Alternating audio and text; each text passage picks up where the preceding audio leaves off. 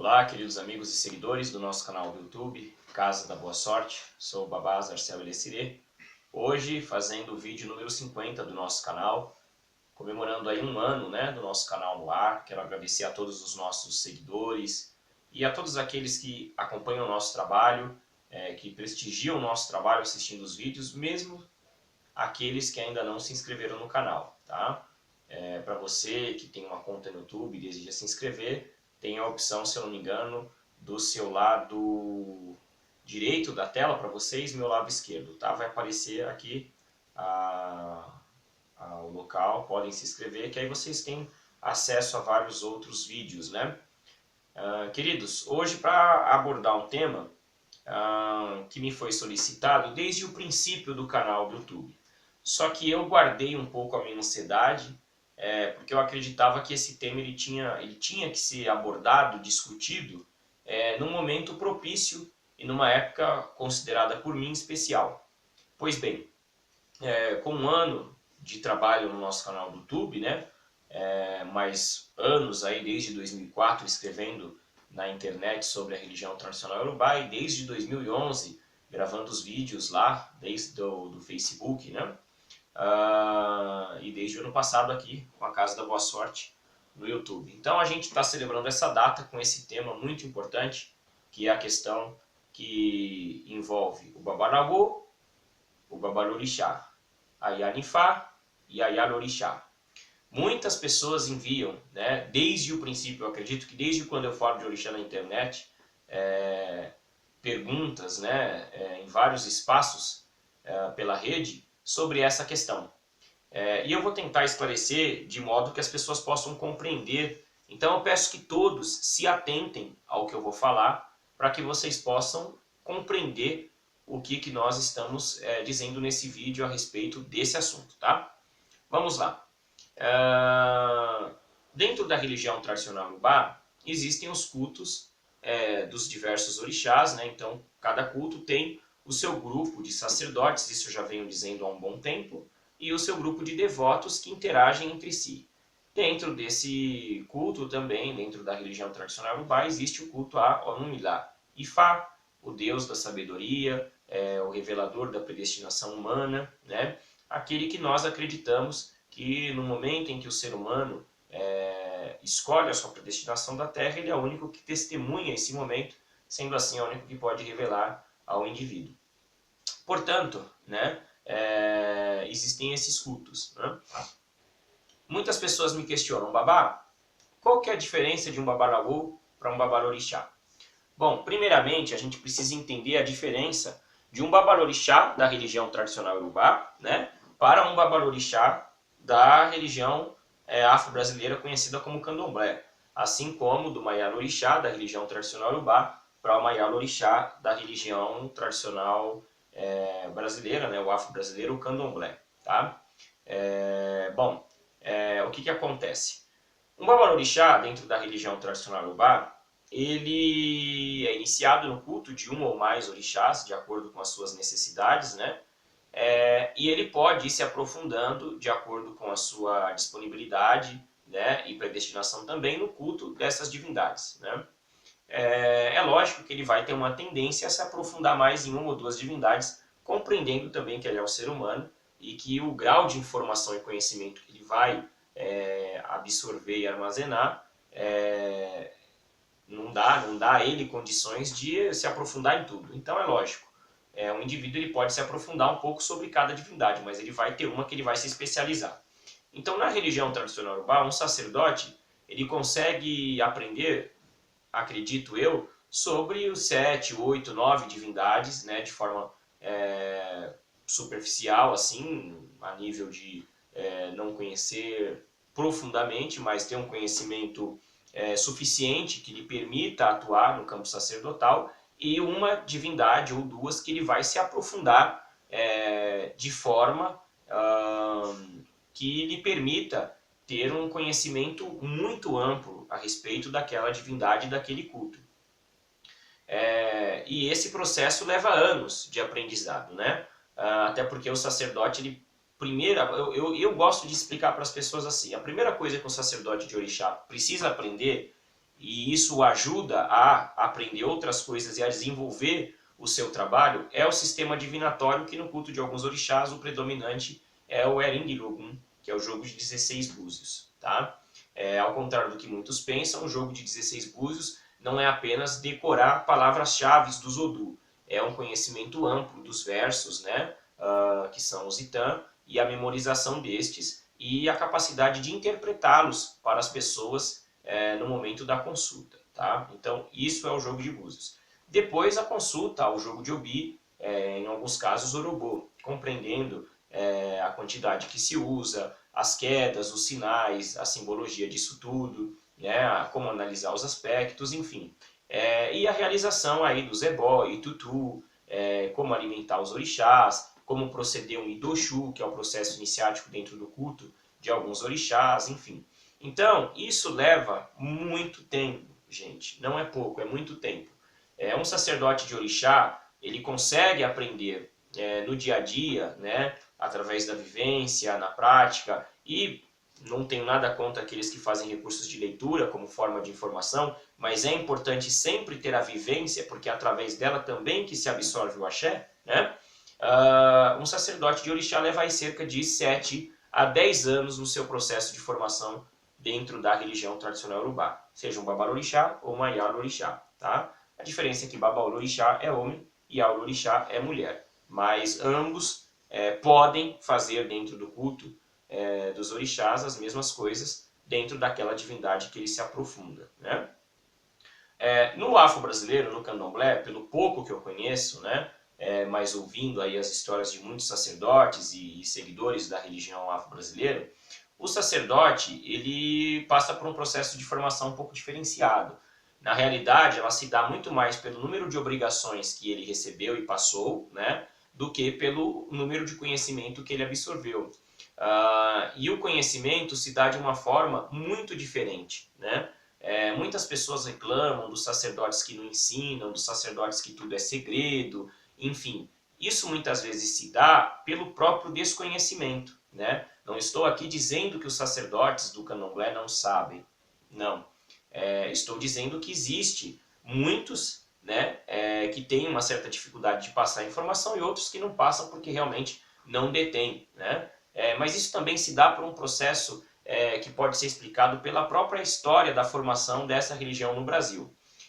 Então, o que acontece? O sacerdote no afro-brasileiro ele é formado muito mais de acordo com algumas questões, se ele incorpora ou não, se o sacerdote analisa que aquela pessoa numa consulta tem que ter casa ou tem que ter algum cargo, se ele cumpriu todas as suas obrigações, se ele consegue ter condições de montar um axé, uma casa de candomblé, né, onde uma série de rituais são feitos para preparar aquele espaço, né, e onde a ele é entregue direitos, tem todo um cerimonial na primeira iniciação que ele vai fazer, existe a necessidade da presença, né, do seu sacerdote, enfim, tem toda uma hierarquia, né, onde o conhecimento, pelo pouco que eu pude observar e ouvir das pessoas, acaba se tornando algo secundário, né? A prioridade acaba sendo outras coisas. Não estou aqui dizendo que está certo ou que está errado, só demonstrando a diferença. E um outro fator determinante, o sacerdote na religião afro-brasileira, ele está habilitado pela liturgia do candomblé a iniciar as pessoas, se eu não me engano, nos orixás que o candomblé cultua, que fica em torno aí de 16, né, dentro do padrão que a maioria cultua, né? O que dentro da nossa filosofia não é viável, uma vez que um sacerdote de orixá dentro da tradição urubá só pode iniciar uma pessoa, né, nos orixás que ele foi iniciado e que ele tenha conhecimento, que ele tenha sabedoria para iniciar alguém, tá? Então é importante destacar essa diferença. Explicando essa diferença entre o babalorixá e a ialorixá da religião tradicional urubá e do candomblé afro-brasileiro, agora eu posso abordar essa questão que envolve o babalawô e a yanifá, né, do babalorixá e da ialorixá. Pois bem, existe toda uma confusão. Como a religião tradicional urubá no Brasil é um pouco nova ainda, né, porque ela tem, eu acredito, que uns 30 anos de prática no nosso país, sendo que o grande boom foi nos anos 2000 e 2010, né, quando uma grande quantidade de brasileiros passaram a praticar essa filosofia, essa tradição, então existem várias informações contraditórias, né? Então eu vou tentar dizer para vocês o que eu aprendi dentro da minha família e o que é pregado pela maioria dos sacerdotes iorubás que eu conheço, tá? Existe o seguinte, um sacerdote, ele vai se aprofundar numa divindade, né, ou num grupo de divindades, de acordo com a relação que elas possuem, e respectivamente falando dentro daquele culto. Sendo assim, o sacerdote de Ifá, né, ou seja, o babalaô de ofício, é aquele homem, né, que dentro da tradição iorubá, né, aprende Ifá desde criança. Só que o que acontece? Dentro da visão iorubá, para você poder aprender algo que envolve a religião do orixá, existe a necessidade de ser submetido a um processo iniciático. Por quê? Porque para você aprender, você precisa ter acesso a algumas informações que são secretas. Se são secretas, não podem ser expostas, né, aos não iniciados. Então, os não iniciados são chamados de Ogweri, né? E os iniciados são chamados de Awu, aqueles cuja responsabilidade é a manutenção do segredo. E o segredo envolve uma série de coisas, né? Não é uma ou outra coisa que é feita e que ninguém pode saber, não. É um conjunto de situações e de elementos que não devem ser propagados às pessoas que não passaram por um processo iniciático, né? Então, se a iniciação é fundamental para que a pessoa possa ter acesso ao aprendizado, o indivíduo, né, na sua infância, que tem a predestinação de ser sacerdote de Fá, ou que busca essa iniciação como forma de se harmonizar e se equilibrar melhor na vida, né, seja por orientação da família, oracular, e nesse processo é identificado que o mesmo pode ou deve estudar Ifá, porque é da sua predestinação um dia trabalhar como sacerdote de Ifá, ele ou vai morar na casa do babalaô ou próximo para ir aprendendo com o seu mestre Ifá. E o aprendizado de Ifá envolve a memorização dos Itã Odu, né? Um babalaô de um conhecimento médio, ele precisa ter memorizado 2 Itã de cada um dos 256 Odu Ifá, né? Ou seja, essa memorização envolve uma prática, né? É lógico, é feita uma série de rituais, de magias que ajudam nisso, mas é um processo longo, né? E no decorrer da sua vida ele assume o compromisso de ir aprendendo mais. Então a gente conclui que um sacerdote de Ifá, ele precisa ter no mínimo 512 histórias memorizadas em sua mente. Muitas pessoas me questionam, Babá, mas por que memorizado? Por quê? É o seguinte, gente, no momento da consulta, o babalaô ele vai atuar por inspiração e por intuição.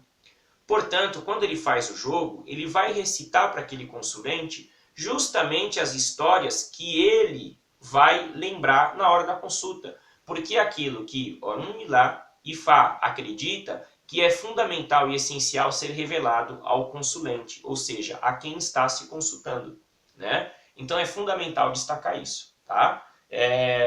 O ser, né, depois de uma certa idade, né, ali no mínimo 15 até 30 anos aprendendo Ifá, ele vai ser submetido a uma avaliação pública chamada Icoaté, aonde os conhecimentos dele vai ser testado para que ele possa, caso aprovado, ser apresentado à comunidade como um novo sacerdote de Ifá.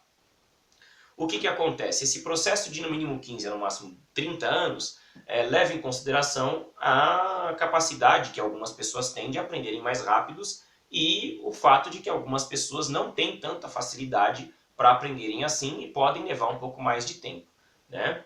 Sendo assim, é importante compreender o seguinte, o babalaô de ofício, o homem que é iniciado em Ifá e que foi formado sacerdote de Ifá, ele é um sacerdote do culto de Orunmila.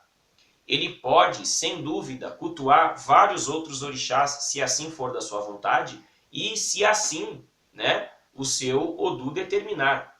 Agora, se ele vai ser iniciado ou não, tudo depende da necessidade dele, da vontade e das possibilidades. Se ele for iniciado, ele pode, dentro do culto de alguns orixás, buscar se aprofundar, sem dúvida. Agora, ele vai se dedicar ao culto de Ifá.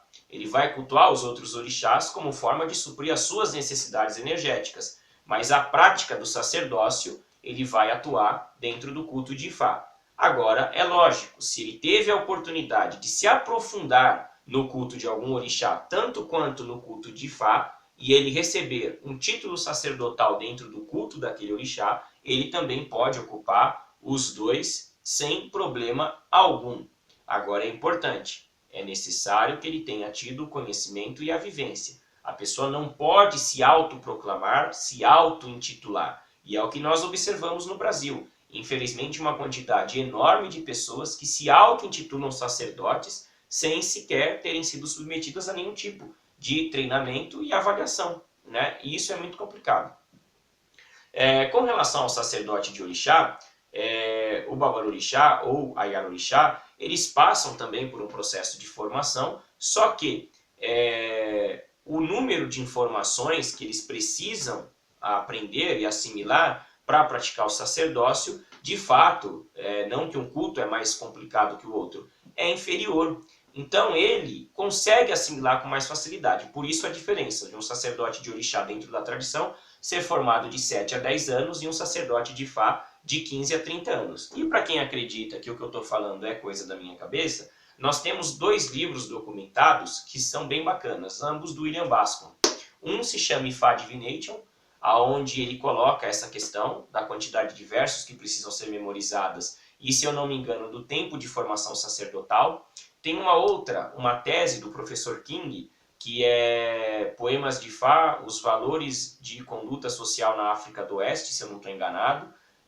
Foi uma tese dele da USP, né? Onde ele também coloca a questão do tempo, né? E, para finalizar, um outro livro do William Bascom também, chamado 60 Carries, onde ele explica o processo de formação do sacerdote de orixá, e ele coloca ali que os babalorixás eles levam cerca de 7 a 10 anos para aprenderem esse culto, né? Eu mesmo levei, se eu não me engano, aí de 97 a 2012, bom, mais de 12 anos, né, para poder aprender, e ainda estou aprendendo, tá? Então é importante as pessoas compreenderem essa questão, tá? Muitos podem dizer, tá, mas e a Yanifá e a Yalorixá? Qual é a diferença, né? Já que um Babalaô, ele passa pelo processo de formação de Ifá e ele pode, né, se aprofundar no culto de algum orixá, caso isso seja da sua predestinação, ele tem a possibilidade. Um Babalorixá, por sua vez, ele pode ser iniciado no Ifá sem problema algum. E, claro, se ele tiver interesse, possibilidades, condições e o Ifá apontar para ele essa necessidade, ele pode também aprender Ifá e praticar o sacerdócio de Ifá. Agora, isso não é comum, né? Não que seja errado, só não é comum, porque normalmente lá na Nigéria eles se entendem muito bem e cada um ocupa o seu papel da melhor forma possível, tá? Mas não há nada que proíba. Agora eu volto a dizer, existe a necessidade de um treinamento e de um processo de avaliação, tá? Vivência, eu sempre destaco isso. E vivência não se trata só de ajudar o sacerdote, se trata de estar vivenciando os rituais, de estar se observando, de estar compreendendo. Tem muita gente que lê um ritual em livro, mas não sabe reproduzi-lo na prática. Por quê? Porque nunca viu sendo feito. Então pode imaginar, mas não faz a menor ideia de como aquilo realmente é feito. Então isso é o que eu destaco nos vídeos, a importância das pessoas verem, viverem os ritos. Porque ler, muitas vezes você não sabe se o autor daquele livro X ou Y não está ocultando alguma informação, né? Então é importante se dar a oportunidade de ver, de viver, né? Eu acredito muito nisso, tá? Então o que acontece? Essa questão da Yanifá e da Yarorixá é o seguinte, a Yanifá é a mulher que é iniciada no Ifá. Assim como o Babalaô é o homem que é iniciado no Ifá. Só que você tem o Babalaô de ofício, que é aquele que além de ter sido iniciado, aprendeu Ifá, né, e trabalha com isso.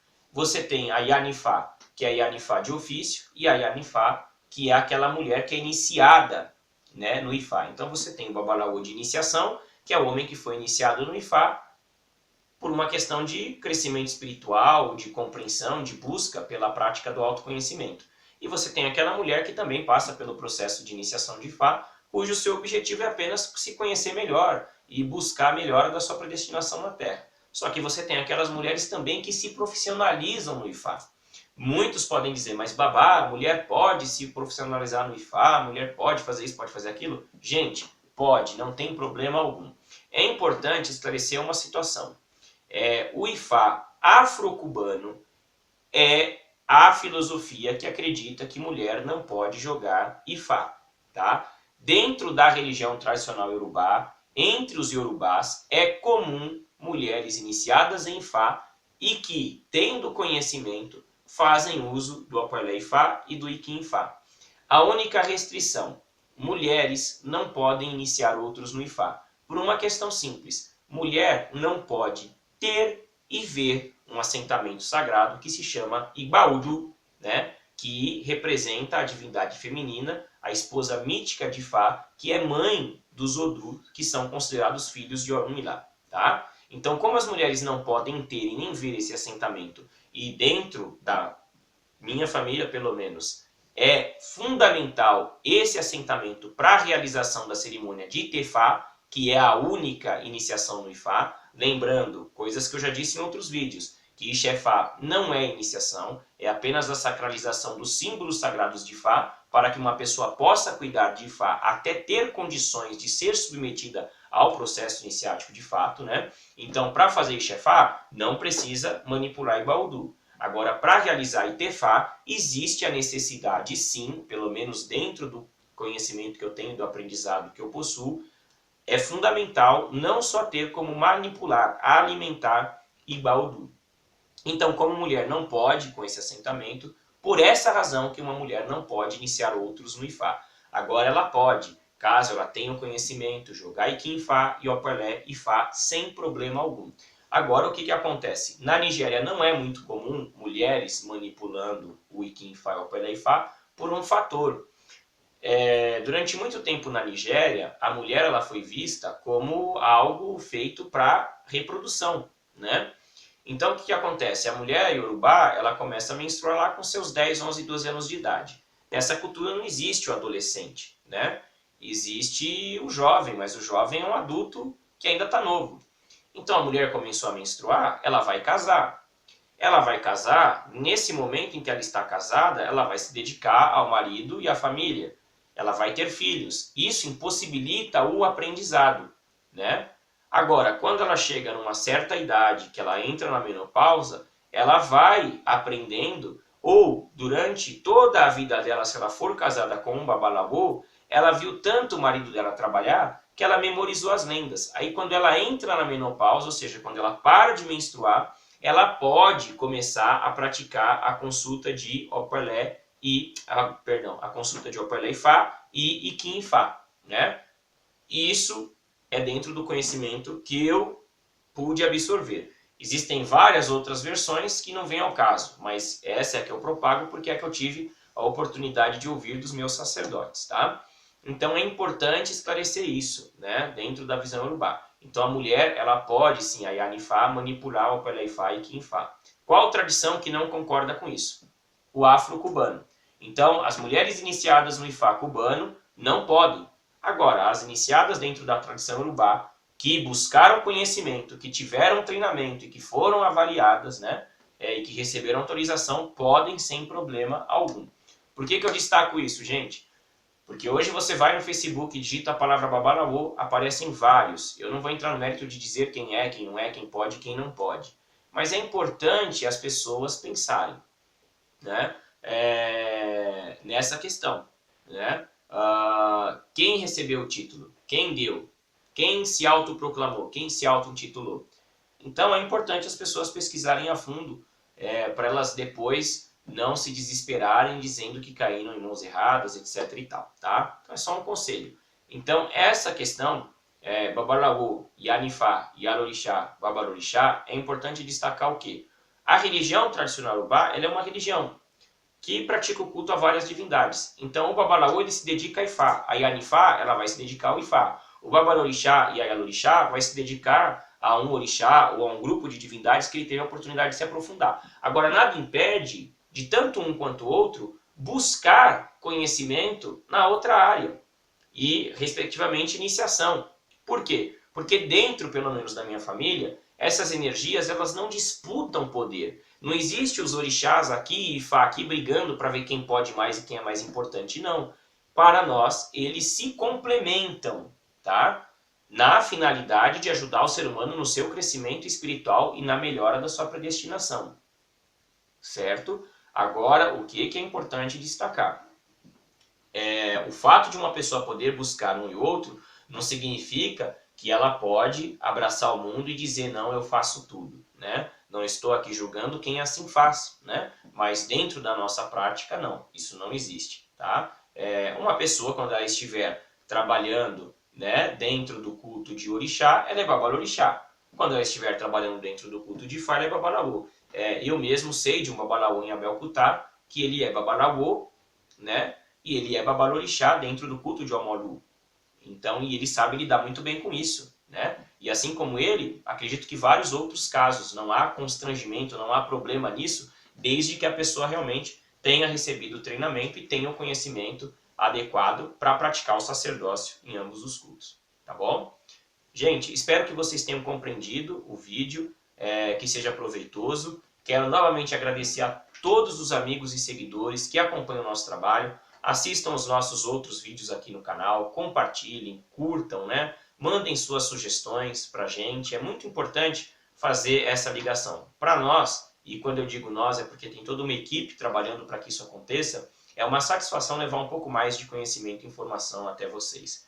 Nós também aprendemos muitos com as dúvidas, com as perguntas e com as sugestões de todos. Aqueles que desejarem conhecer o nosso trabalho podem enviar o WhatsApp para o nosso número 011 96448 9094. Eu só vou pedir o seguinte, nesse número vocês podem enviar sugestões de vídeos, né? E se desejarem conhecer o nosso trabalho, agendar consultas, tá? Todas as consultas são com horas marcadas. Mas infelizmente a gente não dispõe de tempo para responder dúvidas pessoais das pessoas nesse WhatsApp, tá? Então assim, quando vocês têm alguma dúvida pessoal, não me levem a mal, não adianta enviar para esse WhatsApp, tá bom? Podem enviar sugestões de vídeos e podem tentar agendar a consulta, que assim que a gente visualizar a mensagem a gente retorna. Agora a dúvida pessoal, se a gente for responder todas que a gente recebe, infelizmente a gente leva dias, né? E acaba não dispondo desse tempo, tá bom? Muito obrigado a todos, até os próximos vídeos, um grande abraço e tchau, tchau.